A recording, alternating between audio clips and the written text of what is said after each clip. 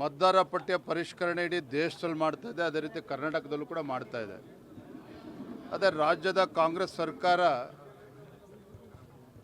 ಇಡೀ ವ್ಯವಸ್ಥೆನ ಬುಡಮೇಲು ಮಾಡುವಂಥ ಕೆಲಸಕ್ಕೆ ಇವತ್ತು ಕೈ ಹಾಕಿದೆ.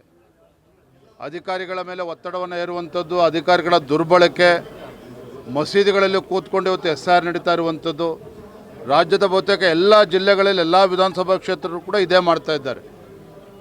ಈಗ ತಮ್ಮ ಉಳುಕನ್ನು ಮುಚ್ಚಾಕೊಳ್ತಕ್ಕಂಥ ಸಲುವಾಗಿ ಇವತ್ತು ಚುನಾವಣಾ ಆಯೋಗದ ಮೇಲೆ ದೂರುವಂಥದ್ದು ಸರಿಯಲ್ಲ.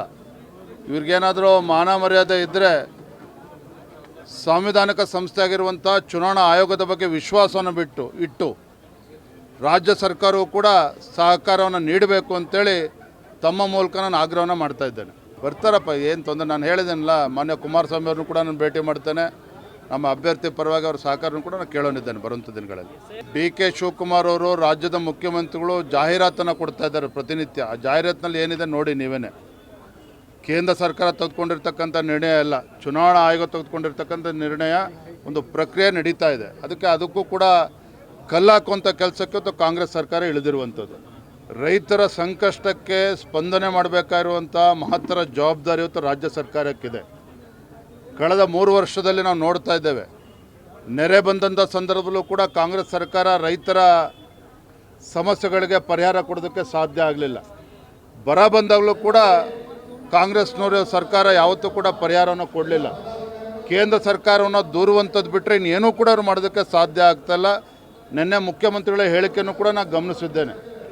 ಕೇವಲ ಮೊಸಳ ಕಣ್ಣೀರನ್ನು ಹಾಕ್ತಾ ಇದ್ದಾರೋ, ಪ್ರಾಮಾಣಿಕವಾಗಿ ರೈತರ ಸಂಕಷ್ಟಕ್ಕೆ ಸ್ಪಂದನೆ ಮಾಡ್ತಾರೋ ಬರೋದ್ರಿಂದಲೂ ನಾವು ಕೂಡ ನೋಡ್ತೇವೆ. ಸದನದಲ್ಲೂ ಕೂಡ ಇದ್ರ ಬಗ್ಗೆ ಚರ್ಚೆ ಮಾಡ್ತೇವೆ. ಅಡ್ಡ ಮತದಾನದ ಬಗ್ಗೆ ಈಗಾಗಲೇ ಕೇಂದ್ರದ ವರಿಷ್ಠರ ಗಮನಕ್ಕೆ ಏನು ವಿಚಾರಗಳು ಗಮನಕ್ಕೆ ತರಬೇಕು ತಂದಾಗಿದೆ. ಸೂಕ್ತ ಸಂದರ್ಭದಲ್ಲಿ ಅದ್ರ ಬಗ್ಗೆ ಒಂದು ನಿರ್ಧಾರವನ್ನು ಕೊಡ್ತಾರೆ. ಥ್ಯಾಂಕ್ ಯು, ಧನ್ಯವಾದ.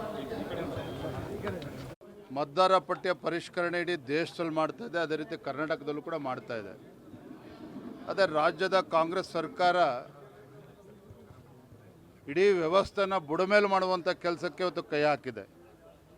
ಅಧಿಕಾರಿಗಳ ಮೇಲೆ ಒತ್ತಡವನ್ನು ಹೇರುವಂಥದ್ದು, ಅಧಿಕಾರಿಗಳ ದುರ್ಬಳಕೆ, ಮಸೀದಿಗಳಲ್ಲಿ ಕೂತ್ಕೊಂಡು ಇವತ್ತು SIR ನಡೀತಾ ಇರುವಂಥದ್ದು, ರಾಜ್ಯದ ಬಹುತೇಕ ಎಲ್ಲ ಜಿಲ್ಲೆಗಳಲ್ಲಿ ಎಲ್ಲ ವಿಧಾನಸಭಾ ಕ್ಷೇತ್ರಗಳು ಕೂಡ ಇದೇ ಮಾಡ್ತಾ ಇದ್ದಾರೆ.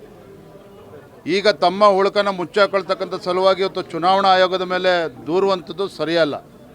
ಇವ್ರಿಗೇನಾದರೂ ಮಾನ ಮರ್ಯಾದೆ ಇದ್ದರೆ ಸಾಂವಿಧಾನಿಕ ಸಂಸ್ಥೆ ಆಗಿರುವಂಥ ಚುನಾವಣಾ ಆಯೋಗದ ಬಗ್ಗೆ ವಿಶ್ವಾಸವನ್ನು ಇಟ್ಟು ರಾಜ್ಯ ಸರ್ಕಾರವು ಕೂಡ ಸಹಕಾರವನ್ನು ನೀಡಬೇಕು ಅಂತೇಳಿ ತಮ್ಮ ಮೂಲಕ ನಾನು ಆಗ್ರಹವನ್ನು ಮಾಡ್ತಾ ಇದ್ದೇನೆ.